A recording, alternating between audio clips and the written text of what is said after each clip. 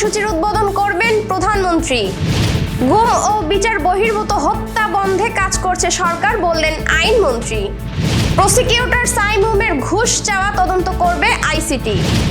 ভবদহ সংকট নিরসনে প্রকল্প অনুমোদনের দাবি মনিরামপুরে। দুর্নীতিমুক্ত করার নির্দেশ, মহেশপুর সাব রেজিস্ট্রার অফিস পরিদর্শনে এমপি। মোরেলগঞ্জে আন্তর্জাতিক দুর্যোগ প্রস্তুতি দিবস পালিত। নেতানিয়াহুর মৃত্যুর সংবাদ ইরানি মিডিয়ায়।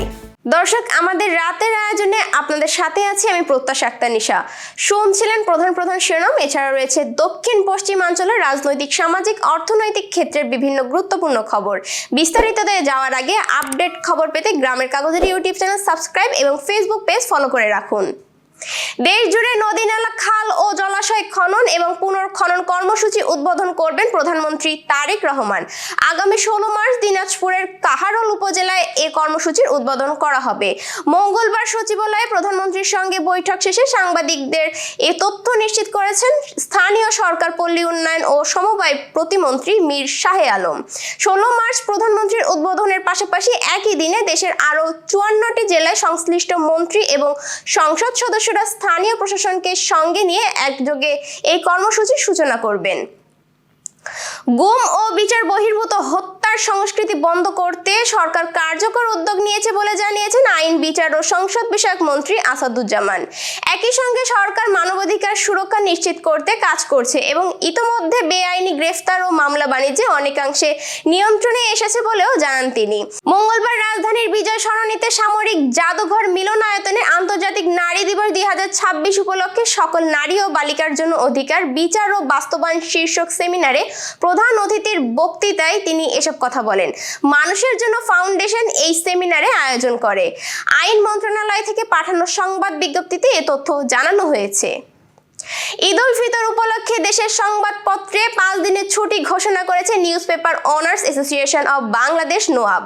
সিদ্ধান্ত অনুযায়ী 19 থেকে 23 মার্চ পর্যন্ত ঈদের ছুটি থাকবে। মঙ্গলবার সংগঠনের সভাপতি A.K. আজাদের সই করা বিজ্ঞপ্তিতে এ তথ্য জানানো হয়। বিজ্ঞপ্তিতে বলা হয়, নির্বাহী কমিটির সিদ্ধান্ত অনুযায়ী ঈদ উল ফিতর উপলক্ষে এই ছুটি পালন করা হবে। এই কারণে 20 থেকে 24 মার্চ পর্যন্ত দেশের কোনো দৈনিক পত্রিকা প্রকাশ হবে না। আন্তর্জাতিক অপরাধ ট্রাইব্যুনালের সদ্য সাবেক এক প্রসিকিউটরের বিরুদ্ধে আওয়ামী লীগের এক কারাবন্দী রাজনীতিককে জামিন করিয়ে দেওয়ার বিনিময়ে 1 কোটি টাকা ঘুষ চাওয়ার গুরুতর অভিযোগ উঠেছে। ফাঁস হওয়া হোয়াটসঅ্যাপ কথোপকথনে একাধিক অডিওতে এসব তথ্য পাওয়া গেছে বলে দেশের একটি শীর্ষস্থানীয় সংবাদ মাধ্যমে খবর প্রকাশিত হয়েছে। অভিযুক্ত প্রসিকিউটর হলেন সাইমুন রেজা তালুকদার। তিনি সম্প্রতি ট্রাইব্যুনালের প্রসিকিউটরের পদ থেকে পদত্যাগ করেছেন। বিষয়টি জানাজানি হওয়ার পর আজ মঙ্গলবার দুপুরে জরুরি বৈঠকে বসে আইসিটির চিফ প্রসিকিউটরের কার্যালয়। বৈঠক শেষে সাংবাদিকদের জানানো হয়, এই অভিযোগের সত্যতা যাচাইয়ে অভ্যন্তরীণ তদন্ত শুরু করা হয়েছে। এবার যশোর সহ আঞ্চলিক সংবাদ। মঙ্গলবার শহরের পালবাড়িস্থ খেলাফত মজলিসের অস্থায়ী কার্যালয়ে দোয়া ও ইফতার মাহফিল অনুষ্ঠিত হয়েছে। এতে প্রধান অতিথি হিসেবে উপস্থিত ছিলেন জেলা খেলাফত মজলিসের সেক্রেটারি মাওলানা মিজানুর রহমান। এ সময় শ্রমিক মজলিসের কেন্দ্রীয় যুগ্ম সাধারণ সম্পাদক ইঞ্জিনিয়ার তরিকুল ইসলাম সহ সংগঠনের অন্যান্য নেতৃবৃন্দ উপস্থিত ছিলেন। বাংলাদেশ লয়ার্স কাউন্সিল যশোর জেলার শাখার উদ্যোগে ইফতার, দোয়া মাহফিল ও আলোচনা সভা অনুষ্ঠিত হয়েছে। মঙ্গলবার দুপুরে যশোর জেলা আইনজীবী সমিতি ভবনে আয়োজিত অনুষ্ঠানে সভাপতিত্ব করেন সংগঠনের সভাপতি অ্যাডভোকেট S.A. লতিফ। সভায় প্রধান অতিথি হিসেবে বক্তব্য রাখেন মনিরামপুর 5 আসনের সংসদ সদস্য গাজী এনামুল হক। বিশেষ অতিথি হিসেবে বক্তব্য রাখেন অ্যাডভোকেট নজরুল ইসলাম সহ অন্যান্য নেতৃবৃন্দ। ভবদহ অঞ্চলের জলাবদ্ধতা মোকাবেলায় প্রয়োজনীয় পদক্ষেপ গ্রহণের দাবিতে যশোরের মনিরামপুর উপজেলা পানি কমিটির সভা অনুষ্ঠিত হয়েছে। মঙ্গলবার সকালে মনোহরপুর ইউনিয়ন পরিষদে বেসরকারি সংস্থা উত্তরণের সহযোগিতায় এই সভা হয়। সভায় প্রধান অতিথি ছিলেন মনিরামপুর উপজেলা নির্বাহী কর্মকর্তা সম্রাট হোসেন। আমাদের প্রতিনিধি জাহাঙ্গীর আলম জানান, সভায় ভবদহের জলাবদ্ধতা নিরসনের 7 দফা দাবি উপজেলা নির্বাহী কর্মকর্তার কাছে পেশ করা হয়। দাবিগুলোর মধ্যে রয়েছে TRM ভিত্তিক 280 কোটি টাকার প্রকল্প দ্রুত অনুমোদন, চলমান 140 কোটি টাকার নদী খনন প্রকল্প সঠিকভাবে বাস্তবায়ন, তেলিগাতি ঘ্যাংরাইল নদী খননের নতুন প্রকল্প, আমডাঙ্গা খালের জমি অধিগ্রহণ ও ক্ষতিপূরণ, খালগুলো সংস্কার করে পানি নিষ্কাশনের বাধা অপসারণ, সুইচ গেটে পাওয়ার পাম্প স্থাপন এবং বর্ষায় ক্ষতিগ্রস্ত দরিদ্রদের জন্য ত্রাণ ও পুনর্বাসনের ব্যবস্থা। ঝিনাইদহের মহেশপুর সাব রেজিস্ট্রার অফিস ঘুষ দুর্নীতি ও দালাল মুক্ত করা হবে বলে জানিয়েছেন এমপি অধ্যাপক মতিয়ার হোসেন। প্রতিনিধি আব্দুর রহমান জানান, মঙ্গলবার দুপুরে সাব রেজিস্ট্রার অফিস পরিদর্শনকালে তিনি বলেন, তিনি এমপি থাকা অবস্থায় এখানে কোনো সিন্ডিকেট, ঘুষ বা অতিরিক্ত ফি আদায় চলবে না। সরকারি বিধি মেনে কাজ করতে হবে এবং সাধারণ মানুষ যেন হয়রানি বা সেবা থেকে বঞ্চিত না হয় সেই বিষয়ে সবাইকে সতর্ক থাকতে হবে। দুপুর 12টায় অফিসে পৌঁছালে সাব রেজিস্ট্রার আনোয়ার হোসেন তাকে ফুল দিয়ে শুভেচ্ছা জানান। দুর্যোগ প্রস্তুতিতে লড়বো, তারুণ্যে বাংলাদেশ গড়বো এ প্রতিপাদ্য বিষয়কে সামনে রেখে বাগেরহাটের মোরেলগঞ্জে আন্তর্জাতিক দুর্যোগ প্রস্তুতির দিবস 2026 উপলক্ষে বর্ণাঢ্য র্যালি, আলোচনা সভা ও ভূমিকম্প অগ্নিকাণ্ড বিষয়ক এক মহড়া অনুষ্ঠিত হয়েছে। প্রতিনিধি গণেশ পাল জানান, মঙ্গলবার বেলা 11টায় উপজেলা প্রশাসন ও দুর্যোগ ব্যবস্থাপনা বিভাগের আয়োজনে উপজেলা প্রশাসনিক চত্বর থেকে এক বর্ণাঢ্য র্যালি বের হয়ে শহরের প্রধান সড়ক প্রদক্ষিণ শেষে প্রশাসনিক চত্বরে র্যালিটি শেষ হয়। পরে ফায়ার সার্ভিসের একটি টিম ভূমিকম্প অগ্নিকাণ্ড বিষয়কের উপরে মহড়া প্রদর্শন করেন। প্রদর্শিত এ মহড়া অনুষ্ঠানে দুর্যোগ, ভূমিকম্প ও অগ্নিকাণ্ডের মোকাবেলায় মানুষের নিরাপত্তা, দুর্যোগ পরবর্তী করণীয় বিষয়ের উপর প্রদর্শনী অনুষ্ঠিত হয়। এ উপলক্ষে আয়োজিত অনুষ্ঠানে আলোচনা সভায় সভাপতিত্ব করেন উপজেলার নির্বাহী অফিসার হাবিবুল্লাহ।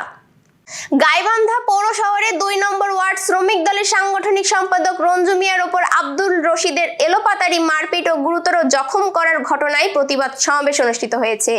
মঙ্গলবার দুপুরে পৌর শ্রমিক দলের আয়োজনে জেলা বিএনপির দলীয় কার্যালয়ের সামনে এই সমাবেশ অনুষ্ঠিত হয়। সমাবেশে সদর বিএনপি সভাপতি মোশারেফ হোসেন বাবু সহ দলীয় নেতাকর্মীরা উপস্থিত ছিলেন। বিষয়টি আমাদের প্রতিনিধিকে জানিয়েছেন তানভীর রহমান।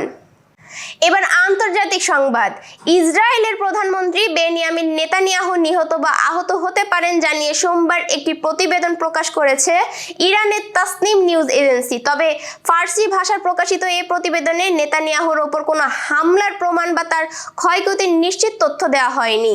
প্রতিবেদনে বেশ কিছু পারিপার্শ্বিক ঘটনার উল্লেখ রয়েছে, যার মধ্যে রয়েছে সম্প্রতি নেতানিয়াহুর কোনো ভিডিও ক্লিপ প্রকাশিত না হওয়া, তার বাসভবনের চারপাশে নিরাপত্তা জোরদার করা নিয়ে হিব্রু সংবাদ মাধ্যমের রিপোর্ট এবং জ্যারেড কুশনার ও মার্কিন বিশেষ দূত স্টিভ উইটকফের ইসরায়েল সফর স্থগিত হওয়া। Renaissance hospital and diagnostic centre. রেনেসাতেই মিলছে কম খরচে উন্নত সেবা, তাই নিশ্চিন্তে আমাদের সেবা নিন, সুস্থ থাকুন। Renaissance hospital and diagnostic centre, সদর হাসপাতাল মোড়, দরাটানা, যশোর। দর্শক, শেষ করব খেলা সংবাদ দিয়ে। বিখ্যাত হলুদ জার্সিতে নেইমারকে সর্বশেষ দেখা গেছে 2.5 বছর আগে। সেই থেকে বারবার শুধু সম্ভাবনায় জেগেছে, বাস্তবে সেটা সম্ভব হয়নি, কারণ একটাই চোটের ছোবল। আরও একবার তারকা এই ফরওয়ার্ডের ব্রাজিল দলে ফেরার সম্ভাবনা জেগেছে। দেশটির জনপ্রিয় পত্রিকায় খবর আসছে, 2টি প্রীতি ম্যাচের প্রাথমিক দলে সাবেক বার্সেলোনা ফরওয়ার্ডকে রেখেছেন ব্রাজিলের কোচ কার্লো আনচেলতি। আগামী জুন-জুলাইয়ের বিশ্বকাপ সামনে রেখে শেষ ধাপের প্রস্তুতি পর্বে আগামী 27 মার্চ ফ্রান্সের বিপক্ষে এবং এর 4 দিন পর ক্রোয়েশিয়ার বিপক্ষে খেলবে ব্রাজিল। 2টি ম্যাচই হবে যুক্তরাষ্ট্রে। এই ছিল আজকের রাতের আয়োজন। এরপর সকালের খবর দেখার আমন্ত্রণ জানাচ্ছি। পবিত্র রমজানে ইফতার থেকে সাহরি পর্যন্ত পর্যাপ্ত পানি পান করুন, বিদ্যুৎ ব্যবহারে সাশ্রয়ী হন এবং সেই সাথে সচেতন হন পানি অপচয় রোধে এবং মশাবাহিত রোগ সম্পর্কে। শুভ বিদায়।